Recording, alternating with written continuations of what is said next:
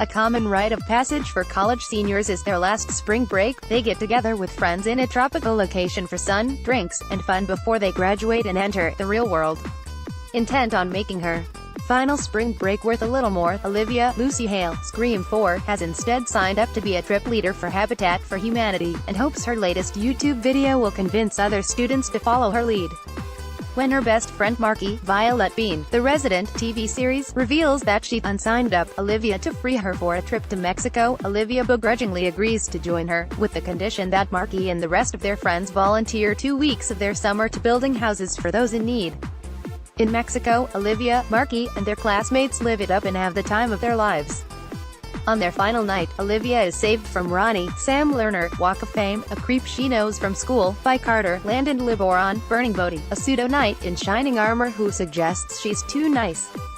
He invites Olivia and her friends to a dilapidated church near the beach where they all engage in a game of truth or dare.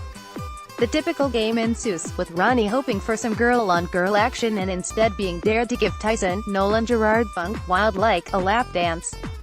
The girls challenge each other with secret revealing truths and one of the guys gets dared to run around the room naked. When he chooses truth, Carter tells the group that he brought them there because he's not above letting a bunch of strangers to die if it means he can live. As he runs from the room, he tells Olivia the game is very, very real, and if they don't tell the truth, perform the dares, or play at all, they will die. Unnerved by the whole experience, Olivia and her friends return to school, but Olivia discovers the words, truth or dare, carved into her desk, scrawled on the back of a flyer, and she's pressured into answering an uncomfortable truth in the library. Gradually, they all discover the game has followed them back from Mexico, and though people around them are unaware of the game, they are forced to play or face very real consequences. After Ronnie refuses to comply with a dare, they search for a way to end the game and discover a dark supernatural force has been unleashed upon them.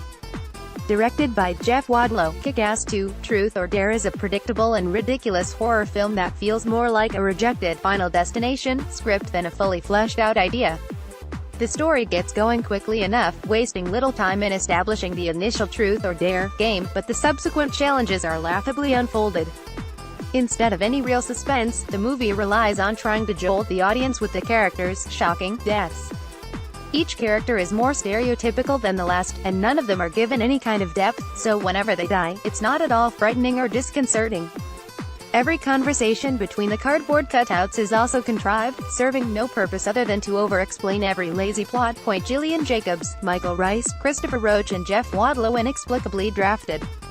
Their interactions are forced and lackluster, including ridiculous fights that are meant to increase the tension, but instead they increase the volume of the groans heard from the audience. The dialogue is just as comically bad as you'd expect, with lines like, "We're not playing the game, it's playing us," and "We can't change the past, but we can still have a future," and "Trust us, we're telling the truth," and "Yes, even, try me, I dare you." Going into Truth or Dare, I didn't expect much, as the trailer for this PG-13 fare hinted it was aimed at younger viewers who are newer to the genre and easily surprised by the most basic of jump scares.